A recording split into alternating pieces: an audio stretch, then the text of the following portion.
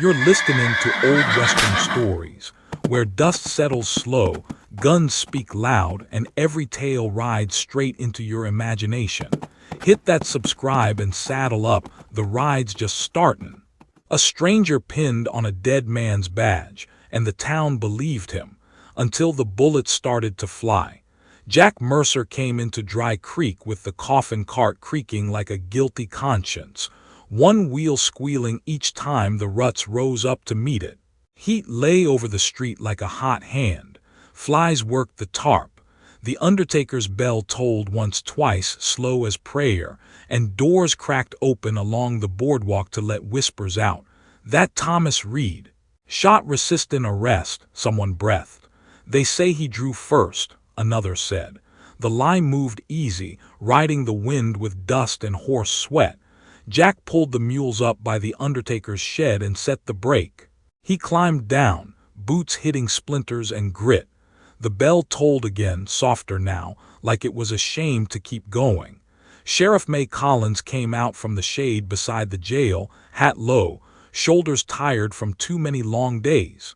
She looked at the cart, then at Jack's face, taking the measure the way working law learns to.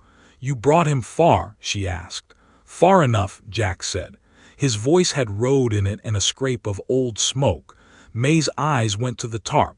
"I'll see he's laid decent, then you bury and ride. Dry Creek's got more trouble than road dust needs." "Marshal Reed was my friend," Jack said. "I came to speak over him." "Best speak short," May said. "He's got kin. Sister runs the school. Town wants quiet." Jack looked down the street. A church bell clapper tested twice across the way, a hollow tap as if the rope couldn't decide. The Red Dog saloon doors fanned a breath of piano and tin laughter. From the opposite porch, Mayor Burke stepped out, vest white as bones, smile polished where honesty should be. "Mr. Mercer, is it?" he said, like he'd known the name all his life. "We heard tell of your kindness bringing Marshal Reed home. Town is grateful. Let the undertaker tend him. I'd be proud to buy you a drink." May's jaw worked, but she said nothing. Jack touched the brim of his hat. "Appreciate the thought." Burke's eyes slid to the coffin cart, then back. "Sad business. Marshal Reed refused lawful arrest in the territory south. Tragic when a man won't listen to reason." Jack made no answer. He lifted the tarp just enough to see the cloth-wrapped shoulder where blood had stiffened. He saw Reed's jaw, square even in death, and had to swallow before words would pass. "I'll sit him inside," Jack said. Burke gestured with two fingers, smooth as a card trick. "Undertaker'll oblige. Then come wet your throat, stranger. Dry Creek welcomes men who respect the badge." Jack and the undertaker eased the coffin off and shouldered it into the dim room that smelled of lye and pine. Sawdust muted the sound of their steps. Undertaker's bell chain ticked in the rafters where the wind found it. Jack unpinned the cloth at Reed's throat and slid a hand inside the dead man's coat. He wasn't stealing. He was looking for what Reed would have hidden if Reed knew dying might be all he had left to do. His fingers found paper stiff as bark tucked under the lining. A telegram strip, folded twice, edges greasy from worry. He stepped into the light and read it with his thumb braced against a shake he didn't want the undertaker to see. "Stop Rail Consortium moving BRIBESBY night through Dry Creek. Contact in town may be Burke. Need WARRANTS. Reed." The words sat there like loaded iron. Jack slid the telegram back into the lining and buttoned the coat closed over Reed's chest. "You did your part," he said under his breath. "Now I'll do mine." The badge sat on the table by the lamp, star dulled with trail dust, points nicked from years of doing its job. Jack reached for it without deciding to, thumb running the edge, feeling where Reed's fingers had worried the same metal through too many nights. Outside, the low murmur of the crowd thickened, a hive finding a story. Two boys drifted close to the open door, boots scuffing, eyes bright for a look at death. Jack looked down at the star and then at the open doorway and the faces sliding past it, and he knew this town would pick the dead man clean, memory first, unless something warned them off. He pinned the badge to his vest quick as a swear, the metal cold on cloth, not claiming it, guarding it. The undertaker blinked. "You law?" "He was," Jack said. "This keeps the scavengers off till we set him right." The man nodded, half convinced by need alone. Jack stepped outside and the street flinched. A whisper ran along the boards and fell off into a hush. Sheriff May's eyes cut to the badge, then to Jack's face. Her hand didn't move to the gun, but it thought about it. Burke's smile brightened 3 shades. "Well now," he purred, "Dry Creek recovers faster than I feared.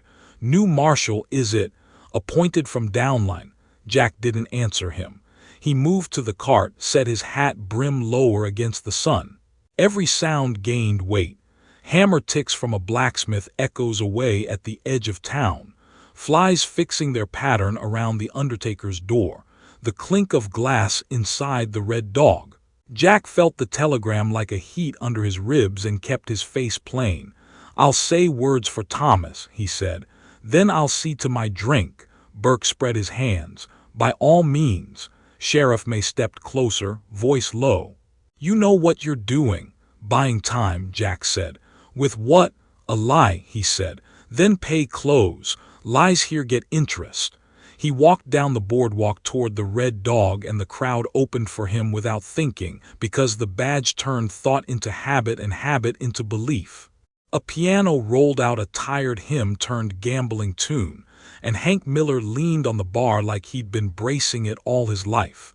Hank turned, saw the badge, and his face shifted from welcome to worry. He didn't call it out. He never did. "Mercer," he said low when Jack reached the rail. "You ain't here to drink." "Maybe I am," Jack said. "Maybe I drink and listen." Hank poured from a bottle that looked like it had walked from town to town until it found the right lie to sleep in. "Folks say Reed got himself shot running." "Folks say a lot," Jack said. "What do you say?" Hank's eyes cut to Burke's silhouette in the doorway, the mayor framed neat by light as if the sun wanted no part of him. "I say the railroad's been paying for silence and buying noise when it needs it. I say Reed knew. I say you should tread like a man with nails in his shoes.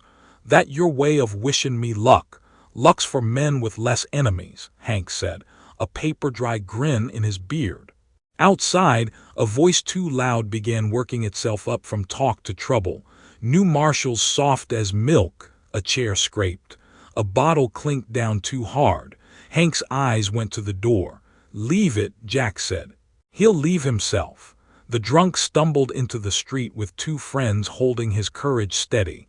He had that loose-shouldered swagger that always ends with someone bleeding.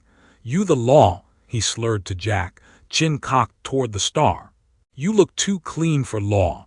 Jack stepped out onto the boards, the sun finding his eyes. "Go home." "Or what?" The drunk's hand hung near iron. His friends smirked like they owned the dust. Jack let the silence fill. Flies buzzed a slow circle. The piano inside died mid-key. Sheriff May was 3 steps back, not quite ready to draw, watching like a woman who's seen too many young men make old mistakes. Burke's smile sharpened. Jack lifted his hand, palm out, not fast. "Last chance," he said. The drunk laughed, drove his hand down. Jack put a warning shot into the plank by his boot, the crack hitting air like a slap. The drunk froze with splinters in his shin and a brand new thought in his eyes. Jack kept the barrel down and the line in his voice steady. "Next one finds leather," he said. "And I don't like wasting bullets." The crowd sucked a breath and held it. Then it let it out slow, like the town had forgotten lungs remember how. The drunk backed off, ankle-bleeding sawdust and pride. He spat sideways and tried for a grin, but it stuck. His friends dragged him away, talking tough to hide what they'd learned. Burke clapped once soft. "Mercy and marksmanship," he said. "Dry Creek will sleep sound." Sheriff May stepped to Jack's side, low voice for him alone. "You just bought yourself more eyes than you got bullets." "I only need 1 bullet," Jack said. "And 1 set of eyes." She studied him like a puzzle someone else put on her desk. "Bury Reed before you bury yourself." "I will," he said. Then I'll bury a rumor. Which one? The one about him resisting arrest, Jack said. And the one that says the mayor don't like to pay for what he's been talking. Burke lifted a brow, gentle as a cat at milk. Careful, Marshal, name's Jack, he said. And I ain't your Marshal. The mayor's smile lost a tooth of shine. He inclined his head a hair, then drifted back into his own shadow. The undertaker's bell tolled again, as if it had forgotten it had already said its piece. The crowd thinned, drawn by chores and the need to pretend nothing had shifted. Hank slid out and stood by Jack, elbow easy. I'll help with the pine box, he said. Men ought not carry their friends alone. You always this kind? Jack asked. No, Hank said, but Reed kept my boy from a rope once. That's a stubborn thing. They turned toward the undertaker's door. Jack felt the badge weight like a rock in a river, dragging the current through him. He worked his fingers against the telegram inside his coat as if the letters could cut a path of their own. A woman stepped from the crowd by the schoolhouse gate, hair swept back, face set on a point beyond grief. Eva Reed moved like someone who had stood in too many rooms that had just lost their sound. She came up close, took the badge in with one glance, then lifted her eyes to his. That badge don't belong to you, she said. Her voice didn't shake. It didn't need to. Jack felt every word land. He let the weight sit on his chest, heavy as truth. Maybe it does now, he said, quiet, and somewhere above them thunder rolled over Dry Creek without rain, like a judge clearing his throat before the sentence. Dawn came to Dry Creek slow and colorless, as if the sun wasn't sure it wanted to look at the place. The undertaker's bell tolled once, and Jack Mercer stood by the open grave with the borrowed badge dull against his chest. The air smelled of sage and turned earth, wet from last night's thunder that had come without rain. Sheriff May Collins read a few words soft enough to sound like apology. Eva Reed stood beside her brother's coffin, hat in her hands, chin high. Someone had offered a preacher. She'd refused. The badge'll speak for him, she'd said, and now the town waited to see if it would. Men shuffled their boots. Women whispered names they'd never say loud again. Burke stood back from the rest, hat tilted, the smile he wore looking more like habit than sorrow. Jack watched the coffin lower, the rope groaning like a tired promise, and felt the weight of his own lie settle a little heavier. He tipped his hat when the dirt hit wood. Eva didn't cry. Her eyes were dry as the hills. He deserved more than this, she said, not to anyone. Jack nodded. He'll get it. How? She asked. When even God's tired of listening. He didn't answer, because the truth was worse than silence. She turned away first, coat tight around her shoulders, and the town began to drift like smoke after a fire. Sheriff May came up beside him, her voice low and steady. You feel those eyes on you. They want to know what kind of law they got, Jack said. You ain't it, she said, not unkind. Not yet, maybe not ever. Then take off that star. Not till I find out who killed him. She studied him, tired but not blind. Burke's men been ridden, restless since midnight. Telegraph office went dark. Lines cut, maybe. You thinkin' what I'm thinkin'. If you're thinkin' Burke's tryin' to keep news from runnin', then yeah. Then you best move quiet, she said. This town don't take kindly to men askin' questions after funerals. Jack looked toward the saloon where the piano played something slow and crooked for a mourning crowd that hadn't sobered from the night before. Questions don't take kindly to lies, either. He found Hank Miller behind the bar, polishing glass and pretending not to listen to the men whispering about the new Marshal. Hank nodded toward the corner. You look tired. Ain't sleep worth what it costs here, Jack said. Heard you got something for me. Hank leaned in. Train shipment due tomorrow. Paperwork thick as whiskey. Burke's foreman's handlin' it himself. And the Marshal's badge'll get you close enough to smell the ink. Foreman's name, Cal Brogan. Burke's left hand. Right one's dirtier. Jack nodded once. Appreciate it. Don't thank me yet. Men who poke at Burke end up under the dust. He's already got one lawman under it, Jack said, finishing his drink. Let's see if he's still hungry. He left the saloon to find Burke's yard boss barking orders at two ranch hands stacking crates. Marshal reads orders, one of them asked. Jack felt the question hit like a misfired round. He squared his shoulders. Same as always, he said, voice even. No freight leaves without inspection. The foreman frowned. Marshal Reed never asked for that. Jack let the pause hang until it hurt. Marshal Reed's dead, he said. Law still breathes. The man backed off slow. Jack walked through the yard, eyes scanning for papers. Burke's signature was on half the bills of lading tacked to a beam, B. Burke. Initials scrawled like a snake in dust. He found nothing he could carry without being caught, so he took the shape of things instead. The number of crates marked with rail insignia, the smell of oil and cold iron, the men who wouldn't meet his eyes. When he stepped back out into the street, Eva was waiting under the eaves of the schoolhouse. She carried a small book wrapped in canvas. Found this among my brother's things, she said. Ledger of some kind. Don't make sense to me. Jack opened it. Lines of numbers tidy and coded, initials and dates repeating. One mark over and over again, BB. He traced it with his thumb. Burke and Brogan Rail, he said. He was on to 'em. Then why's he dead and they're still here? Because the truth don't shoot back easy, Jack said. But it does reload. She watched him close the book, her voice low. You're not him. You never will be. But if you can finish what he started, I'll forgive you for wearing that badge. Ain't askin' for forgiveness, he said. Just a little time. That afternoon the sun hit Dry Creek like judgment. Jack took the ledger and the telegram, crossed to the mayor's house. Burke waited on the porch, hat off, smile set. Marshal, he said, as if the word tasted sweet. I was hoppin' you'd accept my hospitality. Dinner tonight at the Red Dog. Dry Creek ought to welcome her law proper. Reckon I could eat, Jack said. Burke's grin widened, but his eyes didn't. Good, we'll talk peace. By evening, the Red Dog's back room was lit by lanterns low enough to make faces softer and lies easier. Burke poured whiskey like a man offering salvation. You wear that star well, he said. Thomas Reed was a good man. Shame he didn't understand how progress works. Progress, Jack repeated, watching the whiskey catch the light. That what you call it when men vanish for standin' in your way? Burke's jaw twitched. You got a dark way of talkin', Marshal. Only light I've got's the truth, Jack said. You tryin' to sell me something, Burke?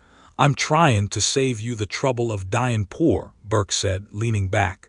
You're new here. You don't know how Dry Creek keeps the wheels turnin'. Rail brings coin, coin brings order. I keep order, you get a cut. Simple. Simple's for thieves and fools, Jack said. Which are you? Burke's smile faltered. You're standin' awful tall for a man who ain't law. Neither are you, Jack said. They stared each other down over the glass until Burke laughed, a sound with no humor in it. We'll see which of us the town buries next, he said. Men who borrow voices don't keep 'em long. Then you better start whisperin', Jack said, and left. The night outside was brittle with cold, the kind that breaks easy into gunfire. Jack crossed to the jail, found Sheriff May sitting with her boots up, eyes on the clock. You stirrin' nests now? She asked. He invited me, Jack said. Burke don't invite men he plans to let walk away. Then I'm lucky I ain't done walkin', she sighed. You ever get tired of pretendin' you're somebody else? Every time I look in a mirror, he said. But Reed's gone and I owe him truth. Truth won't bring him back. It'll bury the right man this time, he said. She looked at him like she wanted to argue but knew better. You ever think about what happens when you find that proof? What this town'll do when they learn you ain't who you say? They'll do what towns always do, he said. Blame whoever's still standin'. The wind shifted, carrying the scent of oil and freight smoke. Somewhere down near the tracks, metal clanged once sharp and wrong. Then the sound came, one single shot, flat against the night. A man burst from the yard, stumbling, hat gone, blood on his sleeve. "Telegraph," he gasped. "Telegraph man's down." May was out the door before the word settled. Jack followed, gun drawn, boots splashing through the mud toward the freight yard. Lanterns swung wild where men gathered, faces pale. The office door hung open, wind playing with a curl of burned paper. The telegraph machine sat half-melted, smoke curling from its coil. May knelt, lifted a blackened scrap from the floor. "Was trying to send something," she said. Jack took it, held it to the lantern.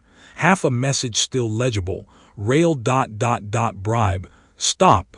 He folded it careful, tucked it into his coat. "They're cuttin' the wires to truth," he said. May looked at him, eyes dark in the firelight. "Then what now?" Jack cocked his pistol, scanning the shadows that moved beyond the tracks. "Now," he said, "we see who's left to pull the trigger." He stepped into the dark yard, the badge glinting dull gold in borrowed light, and the town of Dry Creek held its breath to see if law or lies would fire first. The sky over Dry Creek never went fully black that night, it just bruised deeper, purple where the lightning rolled behind the clouds. The freight yard still smelled of blood and hot metal, smoke curling off the telegraph shack like the town's last whisper burning out. Jack Mercer knelt beside the telegraph man's body, hat in his hand, his shadow trembling with the lantern flame. Sheriff May stood over him, coat collar high against the wind, eyes hard but not cruel. "He was sending something," she said, voice low. "Didn't make it." Jack looked at the blackened coil of wire, the glass fuse cracked like a bone. "Somebody didn't want him to," he said. He turned the body gently, found a scorched scrap of ribbon under the man's hand, a word barely left on it, "rail asterisk." He pocketed it with the other fragment. "That's twice the wires tried to talk," he said. "Next time I'll be listening closer." May's jaw worked. "You're playing a dangerous hand, Mercer. Men like Burke don't fold. They burn the table. Law never saved Reed either," Jack said, standing. "Maybe truth'll have better aim." "Truth don't carry a gun," she said. "That's why I do." The wind gusted, pulling her hat brim sideways, and both of them looked east toward the tracks where the signal lantern flickered once, then went out. Silence settled, thick and mean. Hoofbeats came soft from the road. Hank Miller, hunched and breathing hard, horse steaming in the cold. "Freight's leaving early," Hank said. "Before dawn. Light on passengers, heavy on secrets." "Burke's foreman's on it, armed and nervous." Jack nodded. "Then that's where the answers ride." "You think you can board it without a ticket?" Hank asked. "I think I can hang on long enough to see where it goes," Jack said. Another voice came from behind, sure and sharp. "Not without this you won't." Eva Reed stepped into the lamplight, coat soaked from fog, clutching her brother's ledger. Sheriff May frowned. "You should be home." "Home's buried," Eva said. "This is all I've got left." She held out the ledger, rain dripping off the edge. "Use it as bait. Burke wants it back more than his own name." Jack met her eyes. "You sure you're ready to put a noose on truth?" "It's already there," she said. "Might as well pull it." May's glare softened a fraction. "You both are walking into fire. Then keep the town from catching," Jack said. "I'll take the blaze myself." She studied him, then nodded once. "You come back alive, Mercer." "That's an order from the law, you ain't." He almost smiled. "Yes, ma'am." The whistle moaned in the distance, low and long, like the sound of a thing that didn't want to leave but knew it had to. Jack and Hank made the yard just as the train's lanterns burned ghost yellow through the fog. He'd borrowed a guard's coat, too big across the shoulders, and kept the brim low. The badge glinted once when the lantern swung by, but no one looked twice. He climbed aboard the rear car, boots scraping wet iron, and slipped inside as the wheels began to turn. The air inside smelled of coal and rust and something worse, copper and rot. Crates stacked to the roof bore Burke's rail seal. Jack pried one open with his knife and felt his gut go cold. Straw soaked red. Beneath it, a shape. Not freight, a man. Shackles still locked, wrists bound in burlap. He'd been dead a while. Jack pulled the tarp back further. There were more. The car wasn't carrying ore or lumber. It was carrying what was left of men who knew too much. He found a satchel wedged behind a crate, papers inside, edges damp. Letters between Burke and the Brogan Rail Company, payment lists, bribes, orders. One line hit like a hammer: terminate Reed. Recover all correspondence. Jack folded the papers, tucked them with the ledger under his coat. The train groaned through the cut beyond Dry Creek, speed picking up, the whistle wailing a thin scream over the desert. The stars above blurred to streaks. He felt each tie under the wheels like a heartbeat counting down. The door clanged open behind him. He turned slow. Two men stood there, Burke's foreman and a guard, rifles drawn, eyes narrow. "Marshal Reed," the foreman said, voice oily, "or whoever the hell you are." Jack kept one hand near his gun, the other steady on a crate. "Train's ridden light," he said.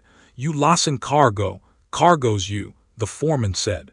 "Burke figured you'd sniff around. He said to deliver the problem east with the rest of the freight." Jack grinned without humor. "Tell Burke I don't ride for free." He moved first. The lantern fell, broke, fire catching straw. The shot that followed cracked the dark open. The guard went down clutching his arm. The foreman fired wild, sparks jumping off the iron walls. Jack felt the slug tear through his coat, hot and close but not deep. He dove behind the crates, pulled his gun, and fired twice. The second shot found the lantern shelf, glass shattering, oil spilling flame across the floor. Smoke rolled thick. The train screamed through the canyon curve, wind tearing through the broken door. Jack grabbed the ledger, ducked low, and ran for the jump. Another bullet sang past his head, kissed his hat clean off. He didn't look back. The canyon opened below, red rock pale in first light. He hit the gravel hard, rolled, and came up coughing dust and smoke. The train clattered away, one car already burning, the sound of it fading into the hills like the last lie a man tells before dying. Jack pushed himself upright, hand to his side where blood slicked his fingers. The sun broke over the rim, sharp and clean, catching the rising smoke in gold. He stood there, breath ragged, watching the train vanish down the bend. Flames bloomed brighter in the freight car, eating through Burke's seal. He limped toward the ridge, the ledger pressed to his chest. Every step hurt like confession. Behind him, the canyon echoed, gunfire distant, metal twisting. The wind carried the smell of burned paper and oil. Somewhere out beyond the ridge line, hooves pounded, riders fast and sure. Burke's men. The storm wasn't done. He found a boulder at the rise and leaned against it, checking the papers through shaking hands. Ink ran where blood had touched it, but the words still stood. Rail payments, bribes, and the proof that Reed had died chasing what law forgot how to reach. Jack folded them back careful. He looked east where the line ran straight as judgment. The train was a smear of smoke now, dragging its lies toward the sunrise. He pulled the badge from his vest and turned it over in his palm. The back was dented from the fall, but the engraving still caught light. Marshal Thomas Reed. He closed his hand around it. "You did your part," he said under his breath. "Now I'll do mine." He slid it back on, tight over his heart, and started down the slope toward Dry Creek, boots leaving a trail of red and dust. On the horizon, the riders gathered, black shapes against the morning. He could see the glint of rifles, the shimmer of heat starting already though the day was barely born. He smiled once, a thin, tired thing, and muttered to himself, "Guess they didn't like my performance." He tightened the strap on his holster and walked into the rising light, every step echoing off the canyon walls like a verdict. The sun climbed higher, indifferent. Wind pulled smoke west, and far behind him, the train of whispers rolled east with its cargo of lies, the flames chasing it down the line until it disappeared from sight. The fire stayed behind, burning quiet and bright in the heart of Dry Creek's new day. The desert sun climbed slow over Dry Creek, and the light that came with it wasn't mercy. It was reckoning. Jack Mercer limped along the wagon road, every step like dragging his own shadow uphill. His coat was black with soot, his sleeves soaked through with blood that had dried and cracked in the folds. The ledger and Burke's papers rode tight under his arm, the weight of them more real than the iron on his hip. The riders behind were closer than the wind. He could hear their horses now and then, the echo of spurs cutting the still morning air. He didn't bother to look back. A man knows when death's taking its time to catch him. He crossed the last rise above Dry Creek just as the bell from the schoolhouse started tolling. Not the undertaker's this time, but Eva Reed's. Each note rolled out into the valley, thin and sure, calling the town to wake or confess, whichever came first. Down below, Sheriff May Collins was in motion, steady as clockwork.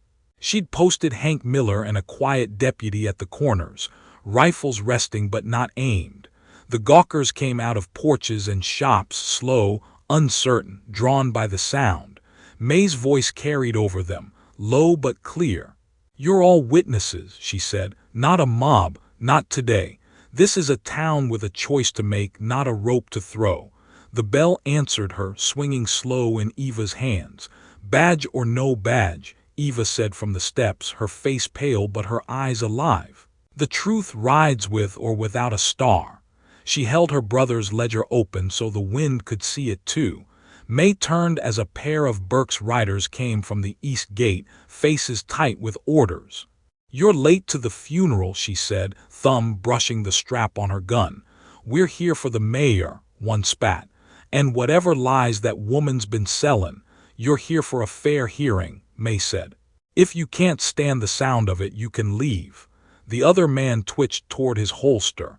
Hank was faster, the lever on his rifle singing a single warning note. "You ain't got enough bullets for this many eyes," he said. The men froze, uncertain, then turned their horses and rode back, dust trailing like regret. May watched them go, jaw tight, then saw Jack coming in from the ridge. She went to meet him halfway down the street, boots crunching grit. He was pale, the color of parchment left in rain, but he was upright. "You look worse than sin," she said. "Feels about right. You got what you needed, got what Reed died for," he said, voice hoarse. "Question is, can Dry Creek live with it?" She saw the papers in his hand, stained red at the edges. "You sure you can stand?" "Don't need to stand long," he said, "just long enough." They walked to the square together. The bell stopped, the town fell quiet. Jack took the schoolhouse step beside Eva, his shadow crossing Reed's name carved into the doorframe. He touched the badge on his chest, tracing the engraving * Thomas Reed. "This badge ain't mine," he said, loud enough for every porch to hear. "Never was, but the man it belonged to trusted me to bring something home." He held up the papers, the ledger's cover split from the fall. "These are what he died for. Proof the Brogan Rail Company and your mayor." His eyes cut to Burke, standing on the saloon porch in that spotless white vest, been sellin' this town's soul in pieces.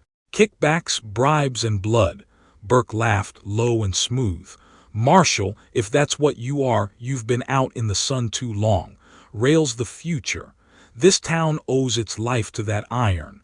Then maybe it ought to pay back the dead that bought it," Jack said. Eva stepped forward, voice steady. "I can read it if you can't stomach it." She opened the ledger. The pages fluttered, catching the wind, and she found the mark, BB, line after line, beside sums big enough to drown a town's conscience. "Payments made," she read, "for silence, for land, for the death of Thomas Reed. Signed, B. Burke." A sound moved through the crowd like a fuse, whisper, then murmur, then words beginning to form. Burke's smile cracked but held. "Progress costs, Miss Reed. Your brother stood in the way, so you buried him in it," she said. "But truth doesn't stay buried long." Burke's tone hardened. "You're quoting sermons now. You think the law'll side with a drifter wearing a dead man's badge." "I think daylight's enough," Jack said. "And it's already here." May raised a hand. "There'll be a trial. Noon. Right here. Evidence in the open." Burke's face twisted. "You can't try progress, Sheriff. You'd hang half the men who feed your people. Then we'll start small," she said. The words had barely settled when a shot cracked the quiet.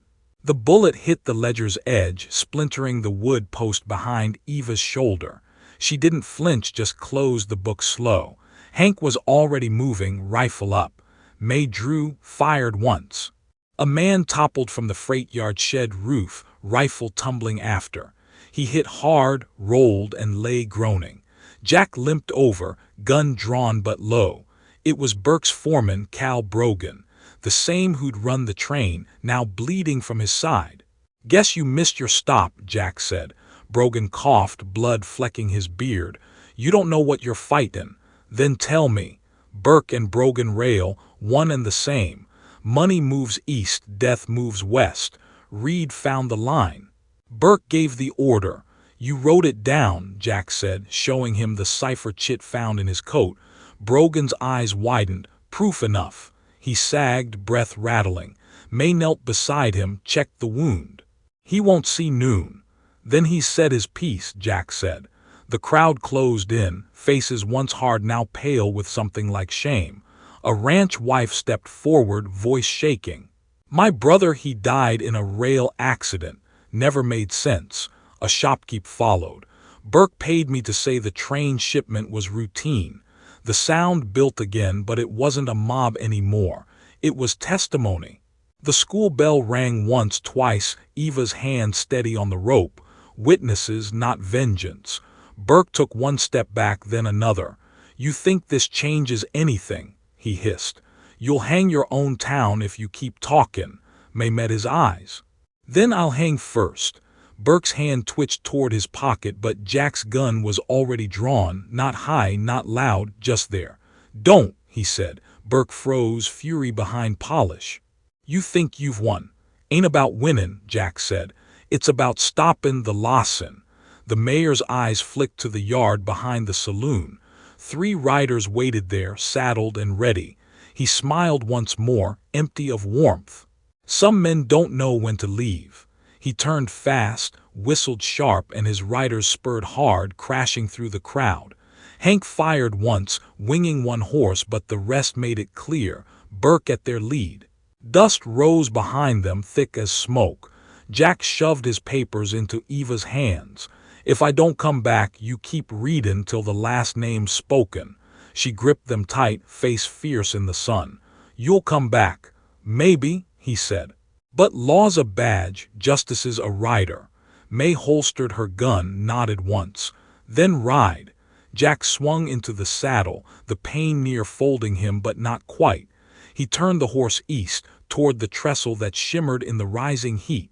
Behind him, the bell tolled once more, clean and bright, not for the dead this time, but for the truth still standing. He touched the badge one last time, spurred forward, and the first hoofbeats of judgment hit the hardpan like a drum calling the day to order. Heat climbed the rock like a slow fire as Jack Mercer drove his horse through the canyon cut, breath sawing, blood seeping warm inside his coat where the bandage had quit arguing with the wound. The rails ran ahead like twin scars laid across the country, straight to the high trestle that stitched one rim to the other, wood and iron over a drop that could swallow a town's memory clean. Burke and 2 riders flashed in and out of the shimmer, spurring hard, trying to beat noon to the far side.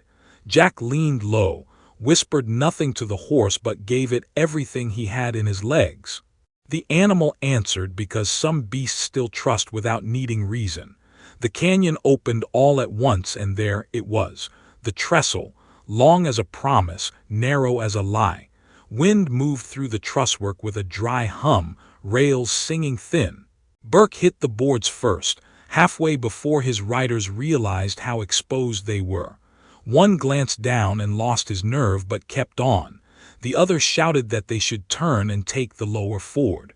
Burke didn't turn. Men like him never do. They go forward because forward has paid so far. Jack brought the horse hard against the first ties, reined up and swung down with a grunt. He took the rifle from the scabbard, checked the chamber, and started across on foot. Each plank flexed under his weight, each gap flashing the canyon's throat below. Ahead, Burke's voice carried back hard and brittle. "Hold the far end," he shouted to the lead rider. "Cut him off when he reaches the midspan." The man nodded, then saw Jack coming steady, rifle low but ready, and his courage thinned. He looked to Burke for more orders and got none. The world narrowed to rails, sky, and the low grind of heat. Jack met them at the middle, where the trestle had a wider set of braces and the wind rose through like breath from a buried furnace. He planted his boots careful, set his shoulder against a post, and let the rifle speak without firing. Burke stopped 20 feet away, boots splayed for balance, a silvery vest gleaming through dust. His pistol hung low. The two riders hovered behind him, one already edging back, the other trying to look braver than his bones. Burke smiled with his teeth, not his eyes. "You picked the wrong church for your sermon, Mercer," he said. "All you got under you is air." Jack's voice stayed dry and even. "Air's honest, doesn't promise to hold." "You're no Marshal," Burke said. "Never were." "No," Jack answered, slow, the truth landing solid in his own mouth. "I'm what law leaves behind when it's scared." The wind leaned against the planks, a long steady push that set the boards creaking in a rhythm that felt like a clock winding down. Burke flicked his eyes to the drop, then back. "You think this ends with you walking me back into town in irons. I think it ends with the truth showing up on time." "Truth don't pay wages," Burke said. "Truth don't lay track. I built Dry Creek. Men like your friend Reed make speeches. Men like me make towns. You made graves under them," Jack said. Burke's face changed a shade, less color, more iron. "You going to preach or pull?" Jack didn't move his rifle higher. "You already know which way this goes." Burke's mouth tightened. He drew first, fast and clean, because men who buy nerve usually have some to spend. Jack fired second because he had to, shoulder burning like the barrel itself, rifle bucking hard against the hurt. One shot each, the sound of them running down into the canyon and taking the echo with them.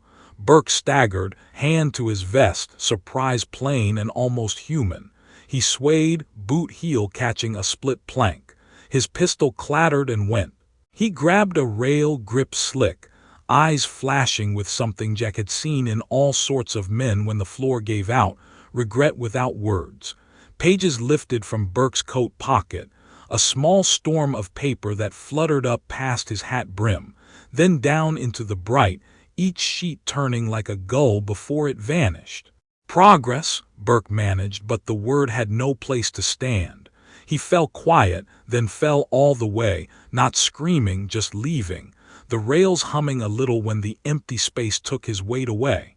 One rider behind him dropped his gun at once, hands up, eyes fixed on the hole where his boss had been, as if waiting for the canyon to speak.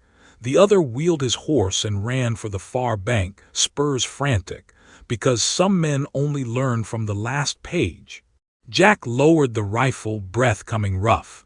The noon sun leaned farther, heat pressing down. He holstered slow and checked the cut that had opened again under the bandage. Blood had soaked through, but he was still vertical, which was all he wanted from the morning. He stepped to the rail and looked at the shadow the trestle threw across the canyon floor, a straight black brand on pale stone, long as guilt and quiet as prayer. Down below, scraps of white from Burke's papers flickered against scrub and rock, then settled. He touched the badge over his heart, and his fingers found the engraving they already knew by memory. He stood there until his breath found a rhythm that didn't argue with the wind. Then he turned and walked the rails back the way he'd come, counting planks like a man counting sins he's finished paying for. The surrendering rider backed his horse away from the near end, hands still high, face turned to the sun as if it could pardon him. Jack nodded once. "Drop the other iron," he said. The man kicked a boot heel and a small hideout revolver clinked into the gaps. "Go tell the yard you're done," Jack said. "Tell 'em Dry Creek will read its own name from now on." The rider swallowed hard and went, and Jack took his mount from where he'd left it, swung up slow, each muscle giving its report. The trail back rose in long curls. He let the horse choose the gate. Town found him at the ridge.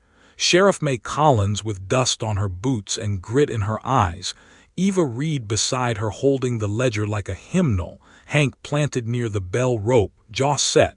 The bell in town was still ringing, steady strokes in a new rhythm, witness, not warning. May's gaze ran over him like a doctor's and a judge's both. She saw the blood and didn't panic, saw the rifle and didn't flinch, saw the emptiness behind him and knew what that meant. "Well," she asked. Jack slid down, boots hitting earth soft. "He won't trouble your noon," he said. May breathed out, a slow nod following, small but full of all the words she didn't use. Eva stepped up, eyes bright under the brim. Jack unpinned the badge. The star looked dull now, points nicked, the back dented from the fall on the rails. He set it in her palm, not ceremony, just truth. "Belongs with truth now," he said. "Not me." She closed her fingers around it and pressed it against her chest like you do with a letter you're not ready to read again. "Truth can use a keeper," she said. "Then you're it," he answered. She searched his face. "You could stay," she said. "Make it right from inside the door instead of the porch." He almost smiled. "I've never been good with doors." May stepped in, one corner of her mouth threatening a grin that couldn't quite manage it. "Town'll remember both Marshals," she said. "The one that died and the one that didn't let the badge lie." Jack looked past them toward the canyon, where the rails gleamed like scars in the noon light. "Scars are how the land remembers," he said, "and how it heals." Hank came forward, thumb tapping the bell rope once soft. "Bars open for water or whiskey," he said. "Your choice, though I can't promise either won't hurt." Jack shook his head. "Got miles to sit before I can stand a drink." May held out a canteen anyway. "Take it," she said. "Law can spare a swallow." He drank, the water warm but honest, and handed it back. Eva shifted the badge in her hand, looked toward the square where folks were gathered in sun and dust, papers laid out on crates like a table set for testimony. "We'll read the names," she said, "every one of them." "That's the part that matters," Jack said. "Names come home or ghosts don't rest." May hooked her thumbs in her belt, chin tipping at his saddle. "You ridden out quiet?"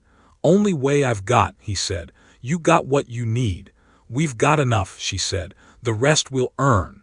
He nodded, swung up slow, and sat a moment feeling the horse breathe under him and the noon heat run its thumb across his shoulders. The bell kept on, each toll fainter up here but steady as a heart that had chosen its beat. He looked once more toward the trestle and the clean line of the rails in the sun. "Tell him why Reed died," he said. "Tell him he died fastened the right way." "We will," Eva said. "And we'll live that way too." He tipped his hat to both of them and turned the horse toward the brighter edge of the world. Dry Creek fell behind the square, the bell, the long shadow that would shorten by evening but not disappear.